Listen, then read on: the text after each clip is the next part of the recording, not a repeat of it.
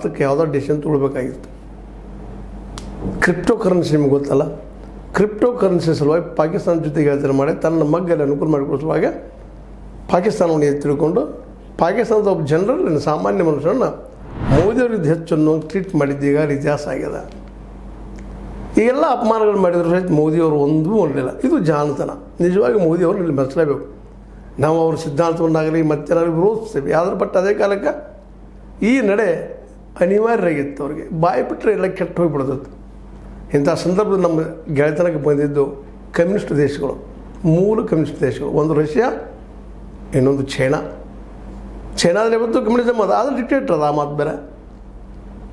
ಅಲ್ಲಿ ಒಂದು ಡೆಮೋಕ್ರಸಿ ಅದ ರಷ್ಯಾದಲ್ಲಿ. ಪುಟಿನ್ ಇವರು ಡಿಕ್ಟೇಟರ್ ಇದ್ದಾನೆ, ಉಕ್ರೇನ್ ಜೊತೆ ಯುದ್ಧ ಮಾಡ್ತಾಯಿದ್ದಾನೆ, ಹಿಂಸಾವಾದಿ ಇದ್ದಾನೆ. ಅಂಥ ವ್ಯಕ್ತಿ ಭಾರತಕ್ಕೆ ಬಂದ ಗಾಂಧೀಜಿಯವರ ಒಂದು ಸಮಾಧಿಗೆ ಹೋಗಿ ನಾನು ಗಾಂಧೀಜಿಯವ್ರನ್ನ ಗೌರವಿಸ್ತೀನಿ, ಘೋಡ್ಸೆನಲ್ಲ ಅನ್ನೋ ಮಾತನ್ನು ಮಾತಾಡ್ತಾರೆ, ಹೇಳ್ತಾರೆ, ಬರೀತಾರೆ. ನಿಜವಾಗಿಯೂ ಪುಟಿನ್ ಇವತ್ತು ಅಭಿನಂದನಾರ್ಹರಂತೆ. ಯಾಕಂದ್ರೆ ಮೋದಿಯವರ ಸಿದ್ಧಾಂತ ಅವ್ರು ಏನು ಮಾಡ್ತಾಯಿದ್ದು ಬಂದಿದ್ದಾರೆ 11 ವರ್ಷ ಎಲ್ಲ ಗೊತ್ತದ ಅವ್ರಿಗೆ, ಗೊತ್ತಿಲ್ಲ ಅಂತಲ್ಲ. ಯುರೋಪ್ ಕಂಟ್ರಿಗೆ ಗೊತ್ತದ, ಅಮೇರಿಕಕ್ಕೂ ಗೊತ್ತದ. ಯಾಕಂದ್ರೆ ಮಾಬ್ ಲಿಂಚಿಂಗ್ ಆಗಿರ್ಬೋದು, ಮತ್ತೊಂದು ಆಗಿರ್ಬೋದು, ಮುಗಿದೊಂದು ಆಗಿರ್ಬೋದು, ಲವ್ ಜಿಹಾದ್ ಆಗಿರ್ಬೋದು, ಇವುಗಳೆಲ್ಲ ನೋಡ್ತಾ ಇದ್ದಾರೆ. ಜಗತ್ತಿನ ಜನ ಕನ್ಫ್ಯೂಷನ್ ಗೊತ್ತಿಲ್ಲ ಅವರು.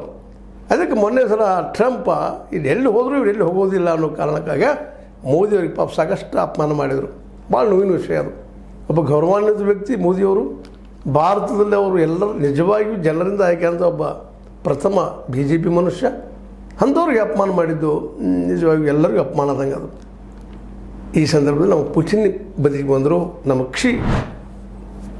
ನಾವು ವಿರೋಧ ಮಾಡುತ್ತೇವೆ.